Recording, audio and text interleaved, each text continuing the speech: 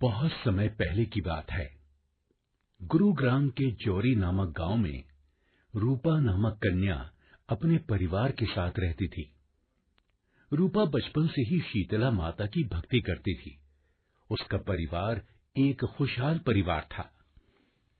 अजी सुनते हो, अब अपनी रूपा सयानी हो गई है और अपनी पढ़ाई भी पूरी कर चुकी है, और तो और घर के सारे कामों में निपुण भी है। अब उसकी शादी के बारे में हमें सोचना चाहिए। हाँ, तुम ठीक कहती हो। मैं आज से ही उसके लिए रिश्ते देखने शुरू करता हूँ। हमारी बेटी इतनी संस्कारी है, बहुत होनहार लड़का ढूंढूंगा उसके लिए। रूपा हर रोज की तरह सवेरे उठकर सारे काम करके शीतला माता की पूजा करती और उनसे प्रार्थना करती कि उसका विवाह जहाँ भी हो, माता अपने आशीर्वाद की छाया उस पर सदैव बनाए रखे। कुछ ही दिनों में रूपा के लिए एक अच्छा रिश्ता मिल गया। विवाह की बात पक्की हो गई। रूपा ने शीतला माता का आभार प्रकट किया और उनकी कृपा से सब मंगल हुआ। रूपा अपनी ससुराल पहुंच गई। देखो बहू रूपा, अब ये घर अच्छे से संभालना। मेरा दिलीप जरा कम बोलता है, उसका और हमारा दिल तुम्हें जीत कर ही दिखाना है।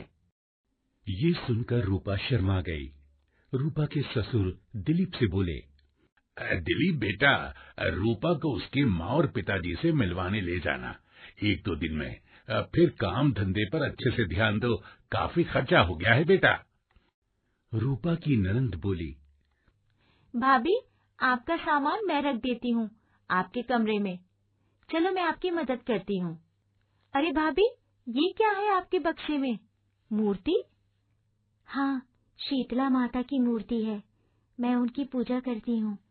सबसे पहले मुझे शीतला माता की मूर्ति के लिए स्थान बताओ, उसके बाद मैं अपना सामान रखूंगी और माता के लिए मीठे चावल बनाऊंगी। शीतला माता को ये भोग बहुत पसंद है। भाभी, हमारे घर में कोई मंदिर और पूजा में विश्वास नहीं रखता। दिलीप भैया तो नए जमाने के हैं, नई तकनीकी को मानने वाले हैं। और फिर इस मूर्ति को आप कहाँ रखेंगी? मैं माँ को बुलाती हूँ, वही आपको बताएंगी कैसे भोग लगाएंगी माता को। माँ, माँ, कहाँ हो आप?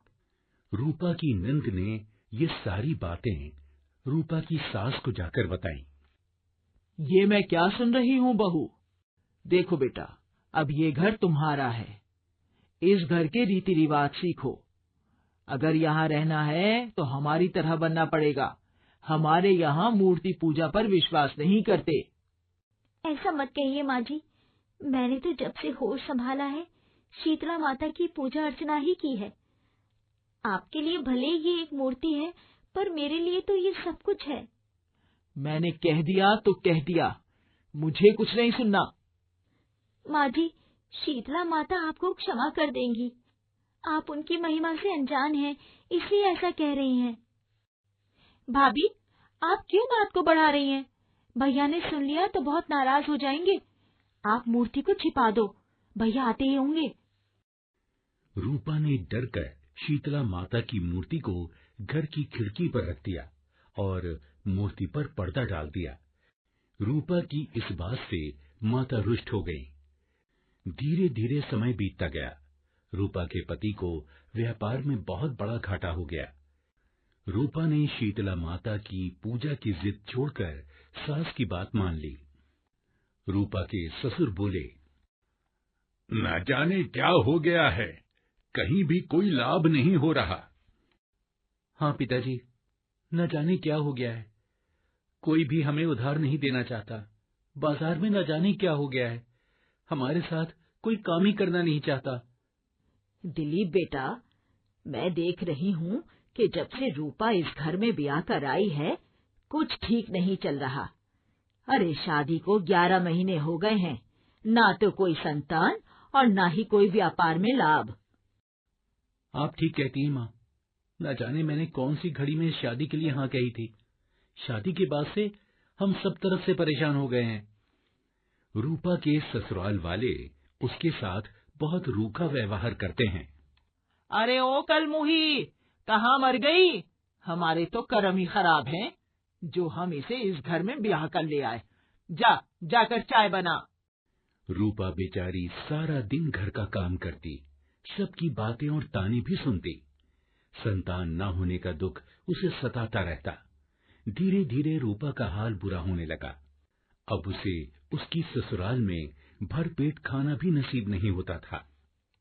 न जाने मुझसे कौन सा पाप हुआ है। हे माता, ये सब क्या हो रहा है? तभी घर के दरवाजे पर एक बुढ़िया आवाज लगाती है।